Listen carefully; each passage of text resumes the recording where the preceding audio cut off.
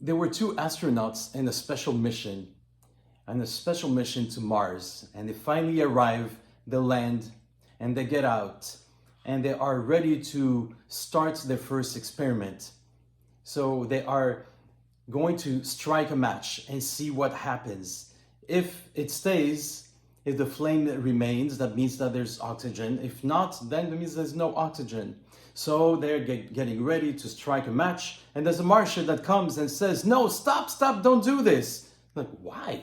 Why not? And the other one says, "No, you must do it. It's a first experiment, it's very important." So he's about to strike the match, and a whole bunch of Martians come and say, "Stop, please, don't do this."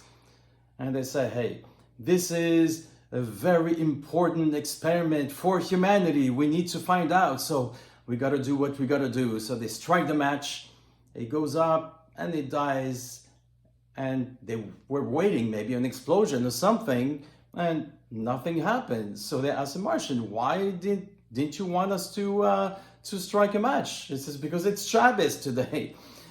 So last week we talked about Shema. There was a Shema, the Ten Commandments, and the Shema, and the Ve'ahavta, about love. This week we have a special verse, and this is chapter 10, verse 12. ואתה ישראל, מה השם אלוקיך שואל מעמך כי אם ליראה את השם.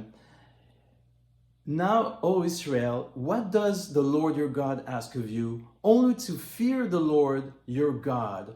So there's a big difference between last week where we talk about love, and this time we're talking about fear. So what is this fear about? So let's try to explain the fear in the context of love. When you have a loving relationship, when you love someone very, very much, then you are aware of what you do and say because you don't want to do anything that will actually hurt this relationship and, God forbid, destroy the relationship. So there is an aspect of fear in the love. Now there is another interesting verse. This is chapter 8, verse 1.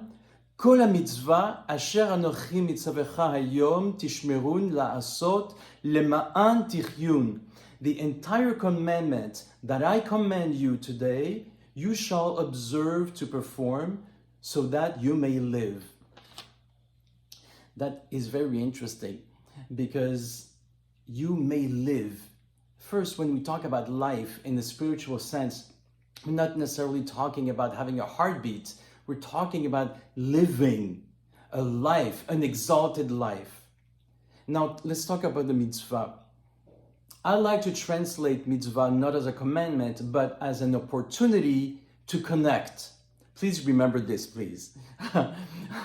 I like to translate mitzvah as an opportunity to connect with the Creator. And so here,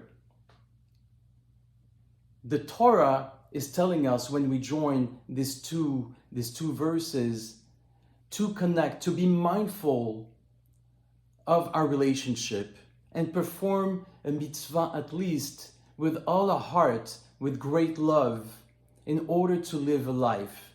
So I advise you to perhaps choose one mitzvah, perform it entirely with great love, with the intention of connecting with the Creator. And that, my blessing is that it will bring you an exalted life. Shabbat Shalom.